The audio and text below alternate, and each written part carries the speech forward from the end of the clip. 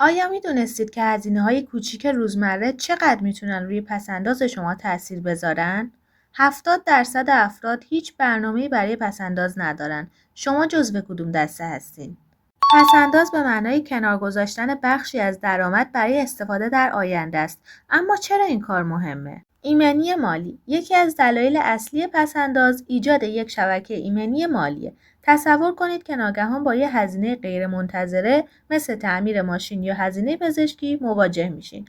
اگه پس‌انداز داشته باشید، میتونید بدون ایجاد فشار مالی بر خود این هزینه ها رو پوشش بدید. تحقق اهداف آیا میخواین برای خرید یک خونه، سفر به یک کشور جدید یا شروع کسب و کار خود پس‌انداز کنید؟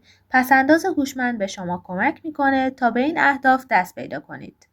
آرامش ذهنی داشتن پس‌انداز میتونه به شما آرامش خاطر بده و احساس امنیت بیشتری تو زندگیتون ایجاد کنه.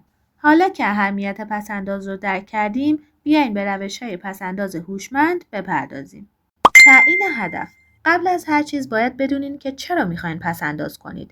آیا هدف شما خرید یه ماشین جدیده یا شاید میخواین کالایی بخرید یا اینکه واسه تحصیلاتتون پس‌انداز کنید؟ تعیین هدف بهتون انگیزه میده.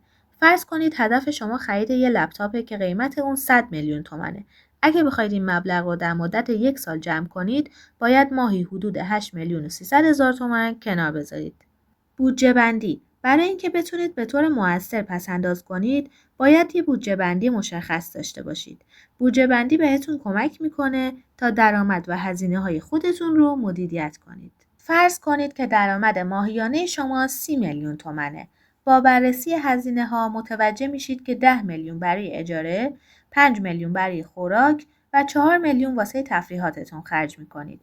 با ایجاد تغییرات کوچک مثل کم کردن هزینه‌های تفریح میتونید یکم بیشتر پس‌انداز کنید.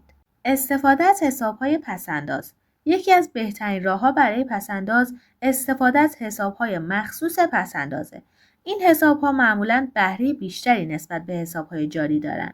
مثلا اگه شما 50 میلیون تومان رو توی یک حساب پس‌انداز با بهره 20% قرار بدین، پایان سال یه چیزی حدود 10 میلیون تومان دریافت می‌کنید. و این میتونه به افزایش مبلغ پس‌انداز شما کمک زیادی بکنه. یکی از کلیدهای موفقیت در پس‌انداز هوشمند مدیریت هزینه هاست. با کاهش هزینه های غیر ضروری میتونید بیشتر پس‌انداز کنید. شناسایی هزینه های غیر ضروری با بررسی دقیق هزینه های ماهانه‌تون میتونید موارد غیر ضروری رو شناسایی کنید و اونا رو کاهش بدید. مثلا اگه هر ماه 5 میلیون تومان برای غذاهای آماده و رستوران‌ها خرج می‌کنید، با پخت غذا تو خونه میتونید این هزینه رو به صفر برسونید. خرید هوشمند زمانی که خرید می‌کنید سعی کنید از تخفیف‌ها و پیشنهادات ویژه استفاده کنید. همچنین لیست خرید تهیه کنید تا از خریدهای غیر ضروری جلوگیری کنید.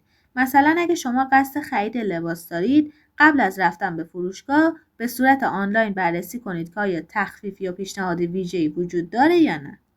پس‌انداز تنها اولین قدمه. برای افزایش ثروتتون باید به سرمایه‌گذاری هم فکر کنید. سرمایه‌گذاری در املاک، سرمایه‌گذاری در بازار سهام و سرمایه‌گذاری در طلا.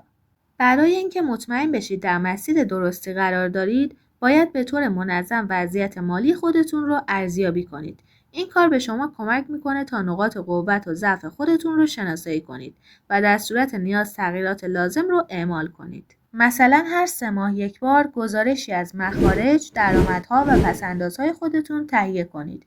این کار میتونه به شما کمک کنه تا از روند پس‌انداز خودتون آگاه بشید و برنامه‌ریزی بهتری داشته باشید. تعیین اهداف مشخص میتونه انگیزه شما رو افزایش بده. اهداف کوتاه مدت مثل خرید یک وسیله خاص یا سفر و اهداف بلند مدت مثل خرید خونه یا تأمین بازنشستگی میتونه به شما کمک کنه تا بر روی پس‌انداز خودتون تمرکز کنید. برای هر هدف یک زمانبندی مشخص تعیین کنید و مراحل لازم برای رسیدن به اون رو برنامه‌ریزی کنید. پس‌انداز هوشمند نه تنها به شما کمک میکنه تا به اهداف مالی خودتون برسید، بلکه احساس امنیت و آرامش خاطر رو هم برای شما برمقام میاره. اگه میخواید بدونید که افراد موفق چه عادتهایی دارن و چه کارهایی انجام میدن، حتما ویدیوی بعدیمون رو ببینید. لایک یادتون نره. موفق و پیروز باشید.